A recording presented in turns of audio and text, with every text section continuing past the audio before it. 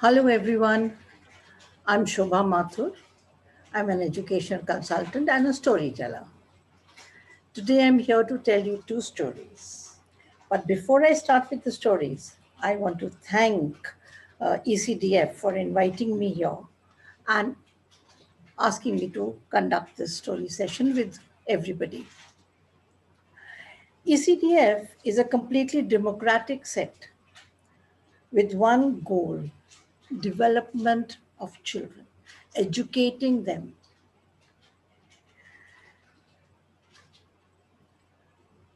And ECDF is doing very commendable work, doing a lot of work in this sphere, and they're looking after and educating children. Not only that, they are reaching out to children from the disadvantaged section of society. So it's a very helpful and a very good forum to be connected with. So today, children, I'm going to tell you two stories. One story, I will be using uh, some material, and the other one will be from the book. Why do you think reading from the book? Is it good to read from a book? Is it important to read from a book? I have this book. Do you think one should read, or one should only listen to stories which has a lot of flashcards and material to entertain you? I think reading from books is very important as well. For all parents and teachers who are present here, this is very important. Why? Because it teaches the child, tells the child about books. They feel paper. The feel of paper on their fingers is very important for their development. Plus, they see pictures. You can talk about pictures with them. Also, they pick up new words, their vocabulary is developed, and they then start reading faster. So what do you think you require when you're telling them a story or reading a story from the book? Or maybe just telling them a story. The most important, there are two things which you require when doing a story with your children, as a parent or as a teacher. The first is your facial expressions. They need to change as you talk, according to the script of the story. Plus, another important thing that needs to change is your voice. So, voice modulation and facial expressions. If you can manage those two according to the story, you don't require anything else. So, when you get upset or angry with children and you scold them, how does that expression come on your face? Because you are upset, you are angry. When you're happy about something, you smile and you beam. Same way, when you're narrating a story, that should be there on your face. Happiness, sadness, anger, upset, pleased, all that should be there. So today I will first start with a very old, simple story, but you will see the twist in it. It is about our dear, dear thirsty crow, the one who didn't get water to drink, managed it later on. So, what did the crow do? Let's start off. And remember, the crow was very thirsty. The crow was very thirsty. So, once upon a time, there was a crow. And the crow, it was a hot summer day. The sun was shining in the sky. And it was very, very hot. And our dear crow was sitting high up on a tree. and he suddenly started feeling very thirsty. He started feeling very thirsty. So, what do you want when you are thirsty? You want water. So, the crow also wanted to quench his thirst. He needed some water. From high up there on the tree, he was looking down. Is there a tap around? Is there some water? He didn't see any water. He flew a little further away, and then he found a taller tree. He went and sat on the top branch, and he again looked around. He didn't find any water. Oh dear, what should I do? He started thinking. And then he thought, if I don't find water today, I don't know what I'm going to do. Then he just mustered up some more courage and flew further and further away. He again saw a very tall tree, and he went and sat on the top branch of that tree. And he started looking around. If I don't find water now, I don't think I'll be able to manage at all. And as he was looking around, what do you think he saw? Aha! A pot of water. And what do you think he saw? A pot with water. Now, see, the water is up till here. And he saw the pot of water and he said, wow, great! I can go down and now drink water, quench my thirst. And the crow flew down, down, down, and came to the pot. And he sat on the edge of the pot and he put his beak inside. Ah, oh dear, there's very little water in the pot. What should I do? And he sat there on the pot thinking, now what should I do? He started thinking. And where do you think? How do you think? You use your brains. Now, this crow apparently had a very effective brain. So he started thinking, thinking, and he looked around. And what do you think he saw on the ground? He saw some pebbles. He looked at the pebbles and he looked at the pot. Then he looked at the pebbles and then he looked at the pot. All right, so if I pick up the pebbles and I put them in the pot, what will happen? Let me give it a try. So, what do you think the crow did? He opened his beak wide. He opened his beak wide. He looked around, picked up the biggest pebble, ooh, and he dropped it in the pot. Then he looked around again, picked up another big pebble, and dropped it in the pot. He picked up quickly lots more and started dropping them in the pot, one by one.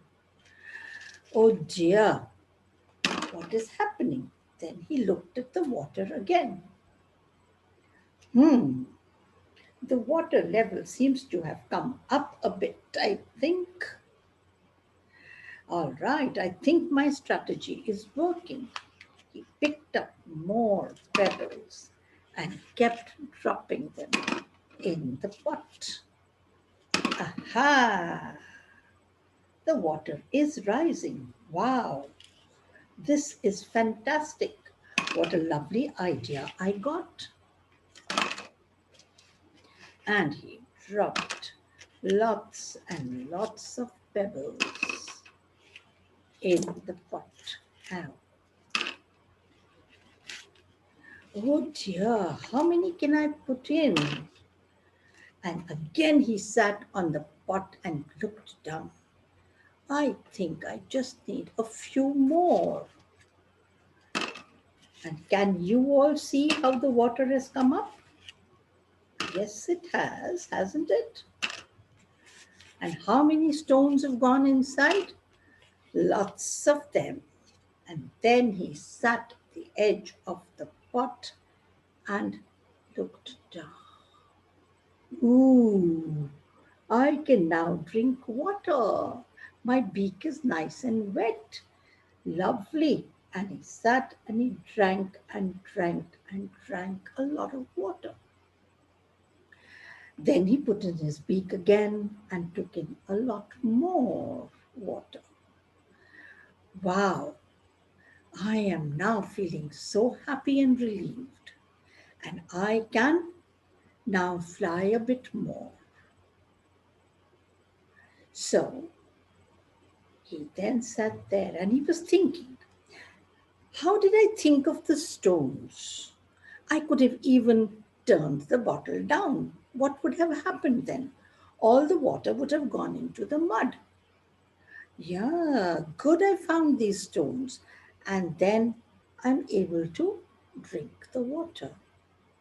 And then happily the crow flew away. He quenched his thirst, he drank water and went away. So, what do you think, teachers and parents, that the children have learned through this story? It's not the story of there was a crow who came, drank water, and flew away. It was all about showing the children that the stones will take the place of water and water will rise. So, you, through the story, are teaching the children displacement of water. This is an activity or a science experiment which the children will learn as they go into senior classes. You, as a kindergarten teacher or a parent of a young child, have already cleared that concept for the children when they are 3, 4, 5 years old. This is something which they see, they will remember for life. So tell them stories in a way where you can teach them something, where the learning is there. Now, my next story is about our dear old friend Noddy. Now, this is children, this is Noddy. Why is his name Noddy? Because he used to always keep nodding his head. So people started calling him Noddy. And Noddy always wore a blue cap. And what was on the blue cap? A bell, which went jingle, jingle, jingle when his head was nodding. And Noddy had a lovely scarf, which was yellow with red dots on it. And he had a jersey which was red, which he was very fond of. And he had, matching to his cap, he had his blue shorts. That was Noddy's dress, which he wore every day. His uniform, I think. And generally, Noddy wore this dress. Now, Noddy had a friend who was much older than Noddy. His name was Big Ears. Why do you think his name was Big Ears? Because he had very large ears. He had very large ears. Now, that's Noddy in his car. Where? Here. That's Noddy in his car. And that's Big Ears. Now, Big Ears, can you see his ears? He has large ears. And Big Ears always wore a red cap. And that's Big Ears' house. He lived in a mushroom, in a large mushroom house. That's Big Ears' house. Now, this is Noddy's car. He used to go around in his car. Now, today's story is Noddy surprises Big Ears. Now, it's Big Ears' birthday, and Noddy wants to give him a surprise. So, what does Noddy do? So, now you will see that after all these Fidelia that I had for the children to see, I'm now going to do a story, read it from the book, and see the voice modulation and the expressions. Mrs. Tubby Bear told Noddy over the wall. Now, Mrs. Tubby Bear was Noddy's neighbor, and they were standing near the wall and they were talking. So, Mrs. Tubby Bear told Noddy over the wall that Big Ears was going to have a birthday. I had a birthday once too, and I liked it, said Noddy. What shall I do for Big Ear's birthday, Mrs. Tubby? I haven't much money in my box. Look. And he opened his box and Mrs. Tubby counted. You haven't, she said. You must earn lots more. You must give Big Ears a nice party. Now buy him a real nice present because he's your good friend. Noddy began to work hard at once.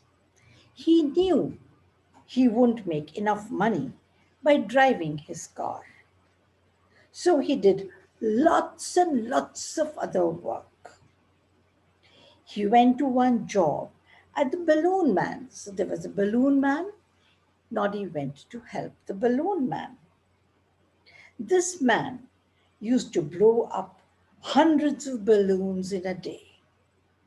And he suddenly used to find himself short of breath and his mouth used to pain a lot, blowing into hundreds of balloons.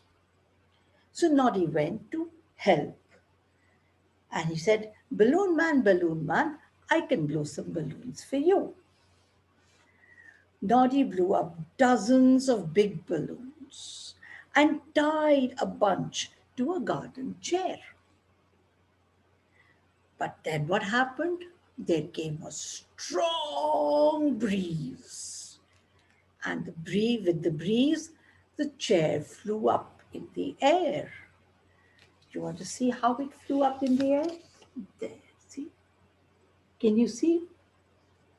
The chair flying in the air with so many balloons that Noddy had blown up.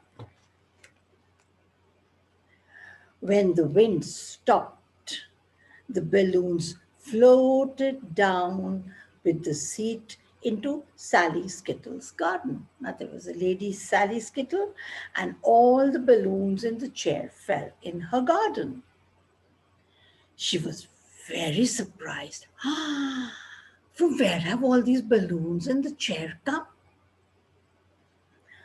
All the little Skittles helped to carry the seat and balloons back to the balloon man.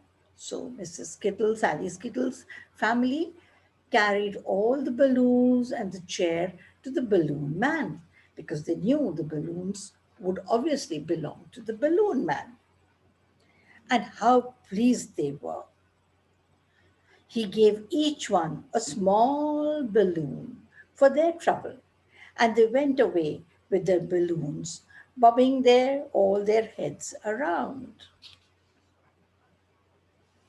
The balloon man gave Noddy six bright pennies for the work that he had done for helping him blow up the balloons. Noddy put all that money in his money box. Then he thought, so what is my next job? I've earned 6 pence from here. Now what else can I do? So he was wondering, thinking and roaming around on the road. When he saw Mrs. Crumb's shop. Now Mrs. Crumb was a baker woman. So Mrs. Crumbs, the little baker woman, wanted his help next. She was tired baking lots and lots of cakes and pastries, and she didn't know how to decorate them in the shelf. I haven't time to arrange my cakes and buns and biscuits in the window. Can you do that for me, Noddy? Well, Noddy had some very, very good ideas for making a cake window look nice. So Noddy used his brain and he said, "All right, I'll make some nice decorations in your window." He built a castle of buns. So he arranged the buns and made them look like a castle. What an idea, Mrs. Crumbs thought. Noddy made towers at each end with some chocolate squares. And the toys and the toys peered in at the window to watch.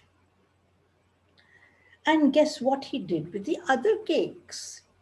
He made a funny engine with two trucks, using round biscuits as the wheels. So he took round biscuits and he made the wheels and he made trucks with cakes and a castle with the buns.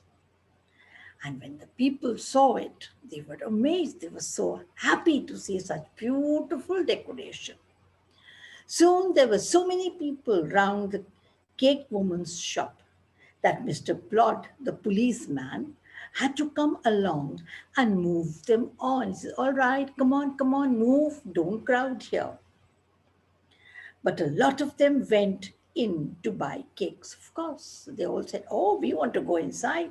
We want to buy some cakes and buns and some biscuits." And they went in to buy. So Mrs. Crumbs sold all her cakes, all her buns, all her biscuits. How happy she was. Mrs. Crumbs was kept very, very busy putting her cakes into bags and taking the money for them. And she was selling them, she had to take some money. She even had to get Noddy to take the castle to pieces and sell that. Now, even the castle, the truck that Noddy had designed, she had to sell all those cakes and buns. She was very, very pleased with Noddy because she had a fantastic sale. "You have made more people come into my shop than ever before," she said. "Here is a whole 50 pence piece for you." Now she gave Noddy 50 pence. That was a lot of money for Noddy. Now Noddy's money box was beginning to jingle, jingle, jingle. It was making a lot of jingly noise because it had a lot of coins in it. "Oh, don't shake it so hard, Noddy, or the money will fall out." Noddy, meanwhile, was wondering what his next job would be. So then Noddy was thinking, what should I do now? I need some more money for Big Ear's party. Then what did he see? That Mr. Crackers. There was a gentleman, Mr. Crackers. He came and he knocked at the door. Knock, knock, knock. And Noddy went and opened the door and he says, "Oh, hello, Mr. Crackers. What can I do for you?" Mr. Crackers made crackers for Christmas time with tiny presents inside them. He wanted someone to help put the bang into them because when you pull the cracker, it goes bang and a small present falls out. So he said, "Will you do that for me, Noddy? You see, the boys who help me are afraid of the bangs. They go off sometimes while you are working on them." And Noddy said, "I'm not afraid. Why should I be afraid of the bang?" So Noddy went and he helped out Mr. Crackers make crackers. Noddy was very, very good at putting the bangs into the crackers. He sat in Mr. Cracker's workshop and tucked the bangs in one after another into the crackers. You want to see the colorful crackers that he made? There. See, how many crackers he made. Lovely, colorful ones for Mr. Cracker. And some of them went bang. Who cares for bangs? I certainly don't. So don't try to scare me, Bangs. You will not be able to scare me, said Noddy, and he finished his huge pile of crackers. Mr. Crackers gave Noddy quite a lot of money, and his money box was almost full to the top. He took some out to buy Big Ears a present. He bought Big Ears a beautiful pipe. Big Ears used to smoke a pipe, so he bought him a pipe. And would you believe it? The bowl of the pipe was carved so that it looked exactly like Big Ear's head. But that night, something very sad happened. Noddy had kept his box of money by his bedside, and some robbers came into Noddy's house and stole his money box. So all the balance money that he had to buy him a cake, to buy lots of things to eat, all the money got stolen. Noddy sat down and cried. And in the morning he got up and he saw this. He started crying. Tears were rolling down his cheeks and he didn't know what to do. Oh my, what shall I do? It's Big Ear's birthday tomorrow and I'm giving a party for him. I've got his present, but I haven't got anything else. Not even his birthday cake. I was going to buy it today. Now what do I do? And then suddenly what happened? Cheer up, Noddy. As soon as everyone heard this news, they came out to help because Noddy had helped them. In came the balloon man with dozens of his best balloons. And he gave them to Noddy and he said, nothing, I'm not going to take any money from you for these balloons because you worked so hard for me. And Mrs. Crumbs arrived with a big birthday cake. And on it was written, Happy birthday to Big Ears. How lovely, see? So the balloon man came with balloons and Mrs. Crumbs bought a lovely big cake. And Noddy was smiling and beaming.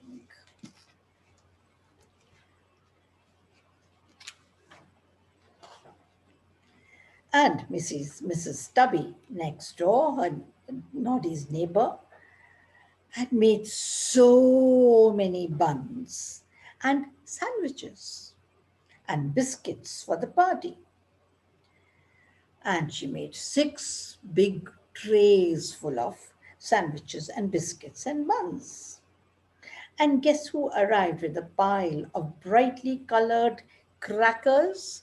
Mr. Crackers, of course. He came with lots of crackers and he said, we'll have some bangs on Big Ear's birthday party.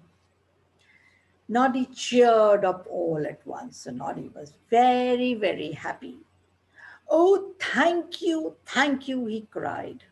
How wonderful to see so many party things. Now we can have a fine, nice, enjoyable birthday party. So everyone came to the birthday party and Noddy lit the candles on the cake. 100 candles. Dear Big Ears, are you really that old? Can you blow all the candles out with one breath, Big Ears? You'll get another happy 100 years if you do. So if you blow all the candles, your birthday candles, in one breath, you'll live a long life, they say. He's done it. Look, Big Ears, blew.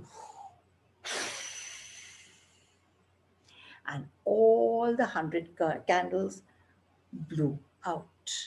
So what do you think? Big Ears is going to live for another 100 years? Mm-hmm. He will. So, who all were there at Big Ear's birthday party? That's Big Ears, Mrs. Tubby, Mr. Crackers, Mrs. Crumbs, Mr. Crackers, and Noddy. So Noddy was a good boy, a very helpful child. He helped everybody, so everybody came to help him. So if you are good and helpful and you do not create too many tantrums and problems, then children people will come to help you. So be good and help your parents, help your teachers, help your friends. So I've told you two stories today. One, I gave you a demo with a crow and his lovely beak. So you can make these beaks at home. I'm sure you have understood how this is done. The little game we used to play, teachers, I'm sure you all know this game and how this is made. And you can use this as an activity with your children, have them color the paper and make beaks. And then teach them displacement of water.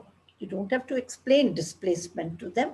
Just show them that as the heavy thing goes into water, the water rises. It comes up. And read to them lots and lots of stories from the books, parents and teachers. Please read to the children. Let them feel the paper. Let them see the pictures. Let them talk about the pictures and the colors and everything that they're seeing in the book. Books develop a child. It's very, very essential. Books are essential for their development, for their fine motor skills, for understanding, for enhancing, developing their vocabulary, recognizing words, and knowing new words. So here's me again saying bye bye to you, and I hope to see you on this ECDF forum again very soon. Bye bye, and thank you, ECDF,